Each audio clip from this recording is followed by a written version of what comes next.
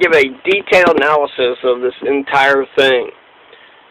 So this is the skinny on the Bakken-Dakota-Access-LLC pipeline protest, which is being held by the Standing Rock Sioux.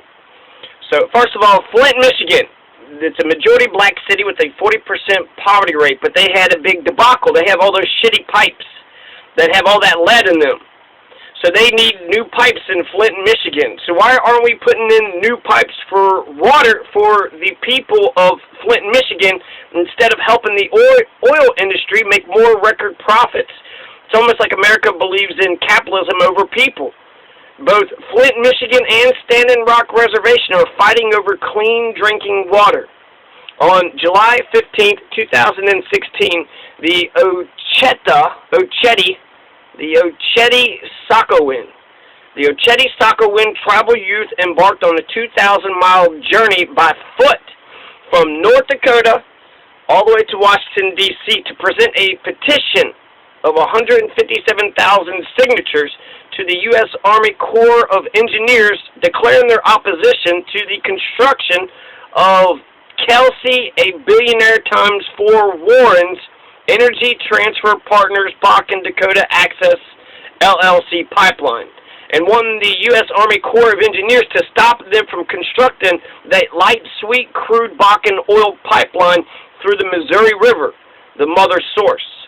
37 individuals, mostly teenagers, of the Ocheti-Sakowin tribal youth, such as 25-year-old Bobby Jean Threelegs and 13-year-old Anna Lee Rain Yellowhammer, literally ran 2,000 miles to get the 157,000 signature position to the Army Corps of Engineers in Washington, D.C. The other names were Tariq and Alice Brownotter, Tatanka Lone Eagle, Adam Kills Alive, Emily Little Dog, Trey Skunk, and Joseph White Eyes. The Ocheti-Sakowin means the 7 council fires, or the council of the 7 fires, the 7 council fires. Originally, the Sioux Native Americans started out with the 7 council fires, and so there'd be 7 different tribes. They'd all have their council fires, and then that's how they organized themselves. And that's what the Ocheti-Sakowin is. And so it was the Sioux is what the exonym is, what we call them, but they call themselves the Ocheti-Sakowin, and really we should call them what they call themselves. So the Ocheti-Sakowin. Those teenagers, I'll say Sioux because, you know, that's what middle America understands, but I don't know. I think eventually I'd like to just say the Ocheti-Sakowin, and you know who the hell I'm talking about. But the Sioux teenagers, they ran 30 to 70 miles every day to complete their 2,000-mile journey. And included among those 157,000 signatures was Leonardo DiCaprio. So even old Leo, he wants to help out the Standing Rock Reservation. The Standing Rock Sioux pushing the aggressive legal strategy are based out of Fort Yates, North Dakota. The Yanktonai Dakota live in the North Dakota part of the Standing Rock Reservation, and the Hunkpapa Lakota live in the South Dakota part of the Standing Rock Reservation. Sitting Bull of Custer's Last Stand fame was a Hunkpapa Lakota. There's 3 divisions of the Sioux if you divide them among the language barrier. The Lakota, the Nakota, and the Dakota. So Dakota, Lakota, Nakota, all are Sioux. But the Standing Rock, Sioux County, North Carolina is the Dakota. That's the Yanktonai Dakota. And then on the bottom part of the Standing Rock Reservation in South Dakota is mostly Hunkpapa Lakota. And it's mostly, there's white people and black and Hispanic people that live on the reservation too. The Standing Rock Sioux are being represented by Earth Justice, and they're seeking an injunction to stop the pipeline's construction until their case can be heard. Earth Justice filed a lawsuit in federal court in Washington, D.C. on their behalf. The U.S. District Judge, James Boasberg, has issued a partial work stoppage on Tuesday, yesterday, but only for construction between the State Highway 1806 and 20 miles east of Lake Oahe. But the work west of the highway, State Highway 1806, will carry on. So James Boasberg stopped the construction between the State Highway 1806 and 20 miles east of Lake Oahe because the U.S. Army Corps of Engineers lacks jurisdiction on private land. But the stoppage, the injunction, didn't apply to the land west of State Highway 1806. The injunction granted by James Boasberg is different than the tribe's overall bigger goal that challenges federal regulators' decision to grant permits to the operators of the four-state Bakken pipeline. James Boasberg is going to issue a full opinion on that lawsuit by the end of this week, Friday, September 9th, 2 days from now, maybe one day after you finally listen to this. So David Archambault, David Archambault II, he's the chairman of the Standing Rock Sioux. So he's the mayor, he's the man, wrote, the monarch, he wrote a press release immediately after James Boasberg, his denial of the restraining order for part of the construction, the denial of the restraining order for the Bakken-Dakota-Access-LLC pipeline to stop their construction west of Lake Oahe. He says that it puts his people's sacred place at further risk of ruin and desecration. So he was not happy with the decision, because he says that the construction west of Lake Oahe is also a place where his ancestors have been buried. Last year, President Barack Hussein Obama stopped the construction of the Keystone Pipeline due to environmental reasons. An environmental impact statement has not yet been conducted or released yet. In April 2016, 3 federal agencies, the EPA, the U.S. Department of Interior, and the Advisory Council on Historic Preservation, said that an environmental impact statement needed to be conducted. But so far, that environmental impact statement has not yet been conducted. There's over 2,500 people and counting right now at the Standing Rock Sioux Reservation protest site. So over 2,500 people, and they represent over 120 tribes, 120 different tribes. This includes the Meskwaki and all the 7 Sioux council fires. So again, the Ocheta, the Ocheti Sakowin. So all of the Ocheti Sakowin, all of the 7 of the Sioux Council Fire Nations were there. And so that's historic, and that was remarkable. They were so excited that all of them were meeting together, and that's the first time that all the nations of the Sioux, all the 7 nations of the Ocheti Sakowin, have actually come together since the Battle of Little Bighorn in 1876, when George Armstrong Custer was defeated at Custer's Last Stand. Custer's Last Stand was when 700 men of the U.S. 7th Cavalry, who had Pawnee and Crow scouts, were decisively defeated by the Lakota, Northern Cheyenne, and Arapaho. So the Lakota, Northern Cheyenne, and the Arapaho crushed Custer, and they were being led by Crazy Horse and Chief Gall, and they were inspired by the visions of the Sitting Bull. So at the Standing Rock Sioux Reservation protest sites, you have the 7 Sioux Council Fire Nations, the Meskwaki Native Americans, and even the Pawnee and the Crow Native Americans, who had acted for scouts for Custer in Custer's Last Stand, have come to show their support and solidarity with the Sioux, when the Pawnee and the Crow have traditionally been enemies of the Sioux. So they have been able to bury the hatchet, and now they're able to work together in solidarity. The Standing Rock protest of the Bakken-Dakota-Access-LLC pipeline is history in the making. At the Standing Rock Sioux Reservation, you're seeing the largest gathering of Native Americans ever in the history of the United States. And the corporate media has completely ignored it. Just like they've completely ignored Jill Stein and Gary Johnson, perhaps because she tagged that blade of the bulldozer. Maybe they'll actually pay attention to Jill Stein. 3 weeks ago, North Dakota Governor Jack Dalrymple, so old Jack Dalrymple, the governor of North Dakota, Jack Rat Dalrymple Foul Pimple, he signed an emergency declaration. So Jack Rat Dalrymple Foul Pimple nearly called in the North Dakota National Guard. We've seen this play out before. We know what happens, considering the history of the United States, the massive genocide which some people, Howard Zinn said 10 million people were killed, and some people put the estimate up to 100 million Native Americans were genocided. The standoff between the National Guard of North Dakota and the Standing Rock Sioux could have dire consequences for the Native American protesters. The Standing Rock protesters are living on makeshift camps on Standing Rock Reservation's border on the Cannonball River, where the confluence of the Missouri River and Cannonball River meet, which is where the Bakken pipeline is supposed to cross. The makeshift camps are located on the spot where the Bakken pipeline is supposed to cross, so that way there's a human shield to stop the Bakken, aka Dakota Access Pipeline, from going through.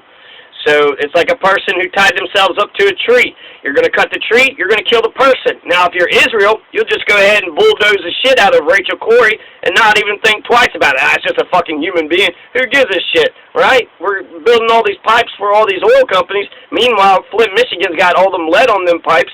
And so if we care more about capital over people, is that a big shocker that Caterpillar Corporation would run over Rachel Corrie because she was standing in front of a bulldozer when they wanted to bulldoze the houses of the Palestinians, of which both Hillary and Donald Trump has pledged their blind allegiance to Israel to continue on their fucking crimes forever and ever. Jill Stein, however, has not. So they have a human shield to set up to stop the Bakken-Dakota Access Pipeline from going through. And the Cannonball River forms the northern border of Sioux County, North Dakota. And the entire county of Sioux County, North Dakota is part of the top of the reservation of the Standing Rock Reservation. And the Standing Rock Reservation spans two states. The smaller part is in North Dakota, and then the bottom part, the bigger chunk, is in South Dakota. And so you have the Standing Rock Reservation is a Hunkpapa Lakota and a Yanktonai Dakota Indian land reservation in both North and South Dakota. And like I said, the larger portion is in South Dakota. The total size of the Standing Rock Reservation is 2.3 million acres, so it's a huge swath of land. Sioux County's total population is 4,153 people, so this is the smaller portion on top of the reservation. So they have 4,153 people, in the Yanktonai Dakota population density there in 2010 is 3.8 inhabitants per square mile. So that's a lot of land for not very many people. This is the crap land that, the Americans didn't want it. The white Americans, pushed them out there with the shit lands. So I don't know what that land looks like or what's going on with that land, but there is a lot of land there per person. 47% of Sioux County, North Dakota population live in poverty. So even though they have land, nearly half of the people that live in the North Dakota portion in Sioux County, the Yanktonai Dakota population, nearly 50% of the Yanktonai Dakota are living in squalor. 84% of those in Sioux County, this is the demographics, 84% are Native Americans, but you got 13% who are white, mostly of German descent, and there's a few peppering of black, Asian, and Hispanic folks there too. So it's not just Native Americans, 13% white, and, some black, Asian, and Hispanic folks also.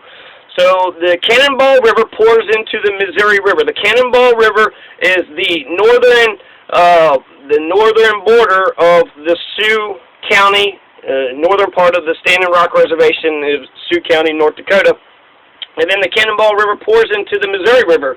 So the Cannonball River forms the top, and then the Missouri River forms the eastern border. And it connects into the Missouri River, the mother source, and Lake Oahe. So Lake Oahe is, actually it was a dam built in South Dakota, and it backed all these waters up. And that's at the near of the town of Cannonball. So Cannonball would be at the very top corner of the Standing Rock Reservation. And the population of Cannonball is 875 people, and Cannonball Town is located completely inside the Standing Rock Reservation. The Bakken Pipeline, aka the Dakota Access Pipeline, is a proposed 1,134-mile pipeline, 1,134, the Black Snake. And the Black Snake aims to transport crude oil from the oil fields in the Bakken Shale region in the northwestern part of North Dakota, and from the Three Forks hydrofracking site starting in Stanley, North Dakota.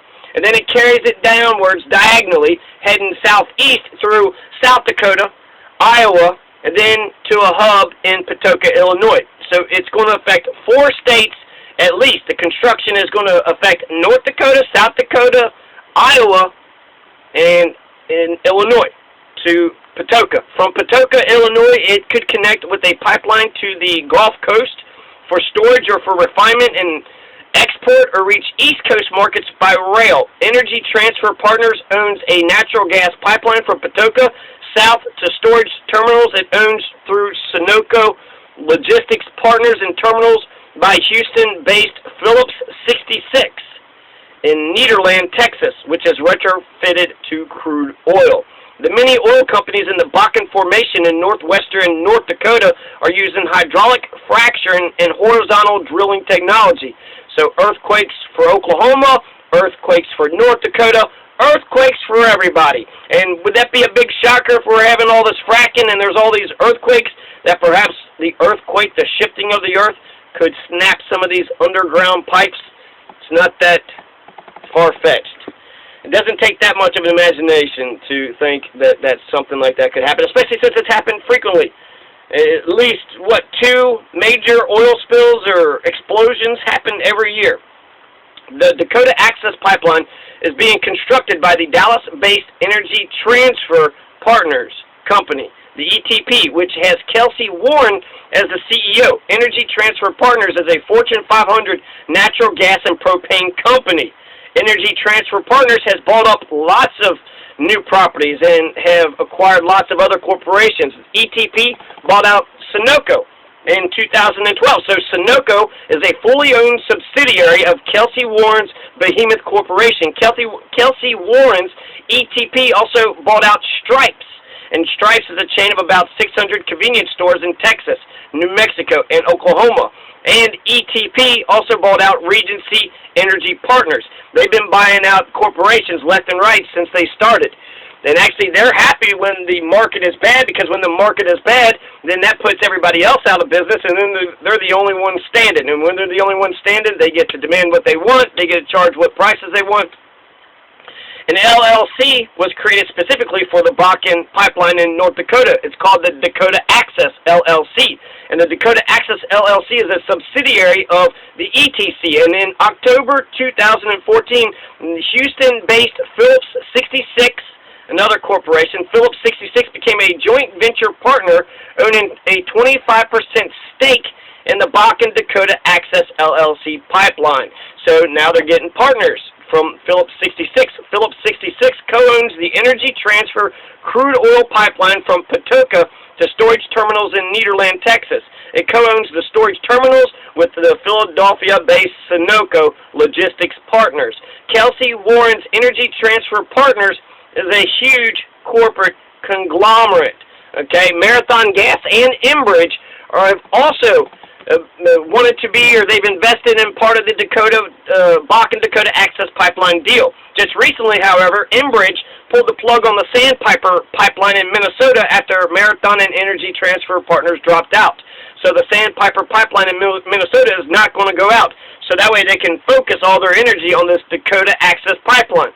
So it's all about this Dakota Access Pipeline. Get that constructed, then they can make a shit ton of money. All their investors will be happy. Fuck the environment. Fuck these natives. Fuck the activists. Let's just do what we want and make these extraordinary, wealthy people even more extraordinarily wealthy. The banks that are financing the $3.8 billion pipeline project are the Bank of America, J.P. Morgan, Citibank, Goldman Sachs, Wells Fargo, Morgan Stanley.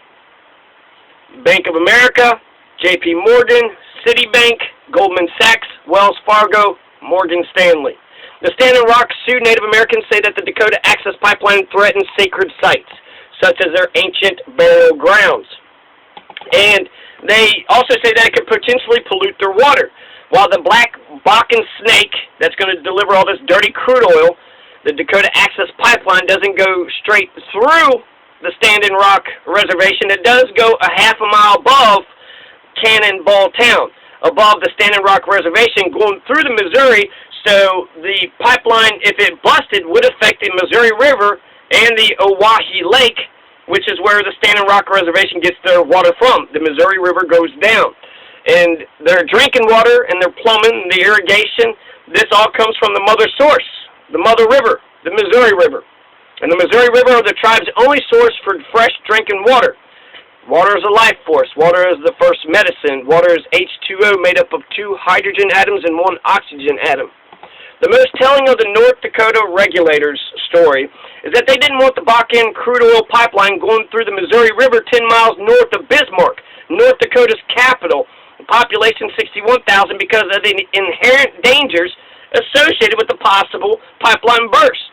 So since it was around Bismarck, that plan was scrapped. Instead, Kelsey Warren's corporation and North Dakota regulators decided, without the input of the Standing Rock Sioux, which is illegal in international law, to put the pipeline near Cannonball, half-mile north of the town of Cannonball, which is located at the confluence of Cannonball and Missouri rivers in the Standing Rock Reservation. The town is. A half a mile above it is not. The Bakken pipeline is planning on pumping 570,000 barrels of crude oil every day. Over 500,000 barrels of crude oil is going to be pumped through the Missouri River through this stellar. It's got to be the greatest damn pipeline ever, right? It's got to be resilient to earthquakes and rust and damage, and nothing can ever go wrong with it. In fact, you probably have to have it in one piece. You can't have it screw, right? If you're screwing, then there's going to be little air bubbles. I mean, it's got to be one shot, one straight piece that goes straight through it. And hopefully nobody wrecks into it, right? But the Sioux doesn't just use the water to drink, so it could affect their clean drinking water, which is important because that's life. They also use the water from the Missouri River to cook with and to bathe with, to quench their thirst. The Sioux are at the Missouri River, the mother source, every day. This is part of their culture. This is part of their way of life. And pipelines spill. They leak. So it's not really a matter of if, but when. And when it does, it will be a threat to the Sioux. While the pipeline doesn't literally go through the reservation, it comes very close, and the pipe burst would affect their only water source. So this isn't just a fight for Standing Rock, but for the United States. This is big oil. This is a fossil fuel industry. This is the exacerbation of climate change. And it's the Native Americans that have actually been stopping and saying, hey, let's see what we're doing here. Let's slow this down and actually, what are we doing here? We're destroying Mother Earth. Kelsey Warren, the CEO of the Energy Transfer Partner, says he just wants to continue to aggressively grow his company. And that's all he cares about. Profits, making money, getting money to his investors, getting money into his pocket. And so let's slow down here. Is this really the direction that we want America to go? Kelsey Warren is also disdainful of activists. He says, and it's a quote, he says, why should a handful of activists decide what's good for America? And that's the thing. Activists aren't making the decisions for America. We got the Keystone Pipeline stopped, but it was barely. And there was a lot of effort and a lot of energy that went into just stopping this thing that they wanted to construct right into the middle of America. Wouldn't create very many jobs, would have helped Canada's oil production companies out, but essentially it's to help the oil companies at the expense of the people. And the people that's actually making the decisions for the United States would be the 400 billionaires of America, the billionaire class, the billionaire club of America, and there's only 400 of them. And when you have people that hates, anybody on welfare, and welfare, don't you care about your grandmother's welfare, your neighbor's welfare, your kid's welfare? But people will hate their neighbors for taking subsidies when corporations take more subsidies than any of your neighbors take in taxes. But they're more likely to hate, 47% of the country says, what's that one guy that Mitt Romney said 47% of the country are the takers. So you're going to have middle America who's going to hate 150 million people for their greed. How dare you regular average Americans being too damn greedy? It's your damn fault that this country is the way it is. And yet they don't consider that it could be the greed of 400 billionaires. That's the people making the decisions. That's the people that's financing these politicians. The politicians, they work for them. They're the puppet masters. Donald Trump was the puppet Master, anytime he called Hillary Clinton, Hillary was on the phone saying, "What do you need, Donald?" He's the corporation, she's the corporatist, he's the puppeteer, she's the puppet. And so the 400 billionaires of America, the Billionaire Club of America, of which Kelsey Warren is a part of, are actually the few individuals who dictate what's good for America. So I think it's a good question, Kelsey Warren. How come a few 400 billionaires get to decide what's best for over 300 million people? So if North Dakota's officials pulled the plug on the Bakken pipeline because they believed it would be dangerous to the safe drinking water for the residents of their capital city, Bismarck, why do they believe that it's acceptable for the Standing Rock Sioux? I'm John Masters. Mwah. Never could do that right. So I'm John Masters. Peace.